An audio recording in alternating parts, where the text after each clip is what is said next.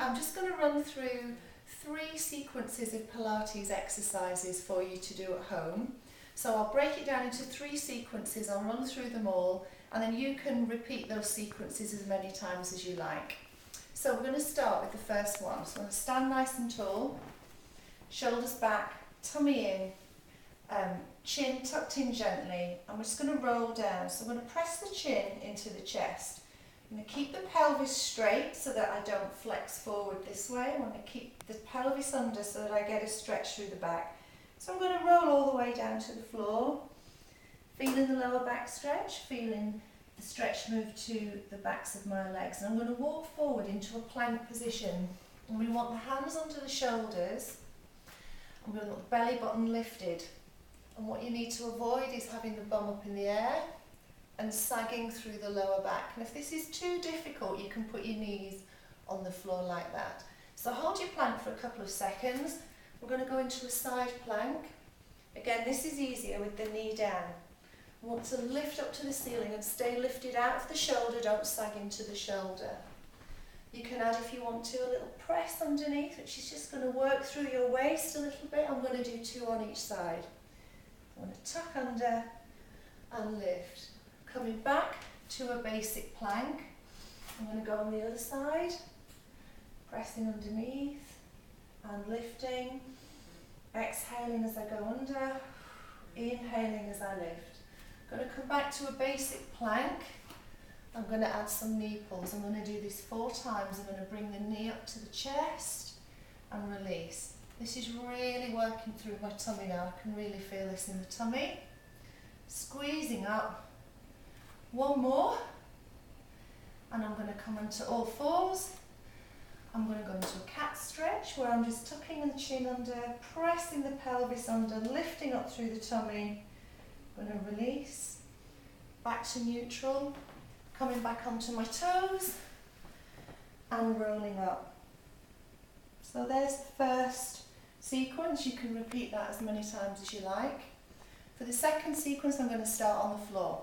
So I'm going to start lying on my front like this. I'm going to put my hands close to my ribs with my elbows tucked into the body. I'm going to keep my knees on the floor at first. If you want to advance it, you can lift the knees later. But for now, I'll show you with this level. We're going to lift up using the lower back.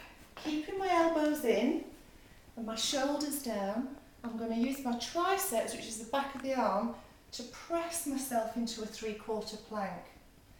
If you want to make that a bit more difficult, you can lift your knees up, and we're going to do the same thing. I'm going to lift myself up into plank in this position. I'm going to turn into a side plank again. This time I'm going to place 1 knee on the floor, and I'm going to lift the leg up. And I'm going to use the muscles in the outer thigh to lift. I'm lifting up through the ribs as well. I'm going to take the leg forward, flex the foot, and use the muscles in the bum to draw the leg back. And what I'm trying my best not to do is to create movement through the midsection. So I want to keep this nice and still. 3 or 4 on each side, and I'm really feeling it in the outer thigh and I'm feeling it in the bum. And I'm using the muscles in my tummy to control the movement. So I'm going to replace that leg down, come back to centre and go on the other side.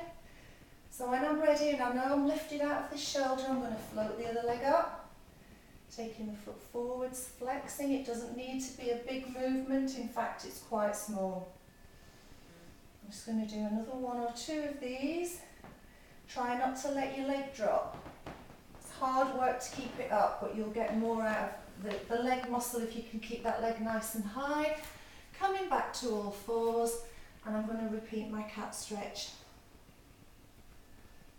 Like that. So there's your second sequence. So I'm going to go into the third sequence now. I'm going to use a ball. If you don't want to use a ball, you can either do it without, or you can use a cushion or something just placed right up to your bum there. I'm going to put the ball there, arms in front, shoulders locked down the back. I'm going to roll back, keeping a connection here. So I need to feel that the belly button and the chest are connected, and I'll just show you what it looks like if you don't get that right. it looks a bit like this. So we don't want to be arching back over the ball. You actually want to press your lower back into the ball. You can do it without. So you could just do it like this. It's actually quite comfy to have one of these little balls there though. You can add also a rotation to one side. So I'm going to exhale and inhale. Exhale, inhale. Let's say that we'll do 4 of each, 4 straight and 4 rotations to each side in this little sequence. And then when I've done that, I'm going to take the ball, I'm going to lie down, I'm going to put the ball between my knees. I'm going to get myself into imprint, whereby I'm going to pull the belly button right down, pressing the lower back into the floor. Make sure that your tummy doesn't bulge up. You need to pull it down and press the lower back into the floor. I'm going to put the hands behind the head. I'm going to exhale and lift my head and shoulders.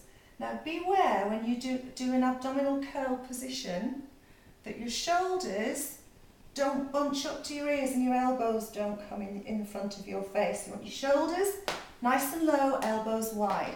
I'm going to lengthen my legs in the air, flex the feet, and I'm going to squeeze the ball hard, holding it here, holding the ball with the inner thighs, point the toes, bend the knees. I'm going to rest down. I'm going to repeat this 2 more times. I'm going to exhale and lift, and I'm feeling a strong connection here as this gap gets as small as I can make it. I'm going to lengthen the legs, flex the feet, gripping the ball just so I can feel some work through the inner thighs. I'm going to breathe and hold. I'm going to exhale and release and let the abdominals go. I'm going to do this 1 more time. Exhale and lift. I'm going to exhale and lift the legs, flex the feet. I'm gripping the ball. I'm trying not to collapse here. I'm trying to stay lifted, getting as close to the ball as I can. You could use a cushion or anything else, it doesn't matter. Point the toes, bend the knees, head down and rest. We've just got 1 more exercise in this series, shoulder bridge.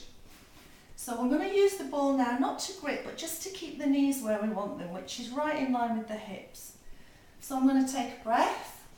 I'm going to set up my shoulder bridge by going to imprint, which we did just now. I'm then going to go to a pelvic tilt position.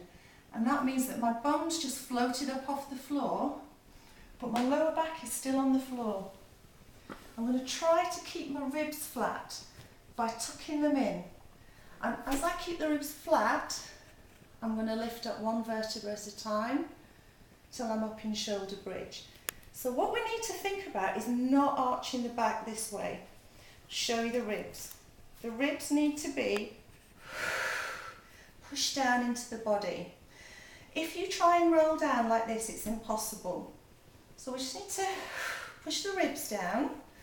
Maybe use your hands to help and press 1 vertebra at a time back down into the floor. And I'm going to repeat this 2 more times. I'm going to take a breath.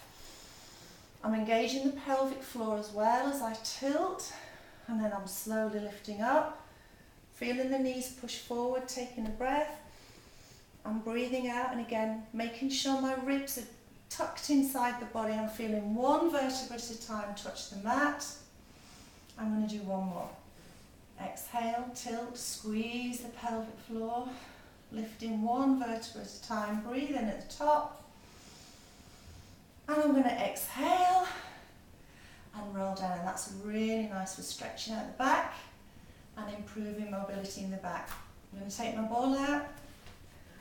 So have a go at those 3 sequences, do as many times as you can, and good luck.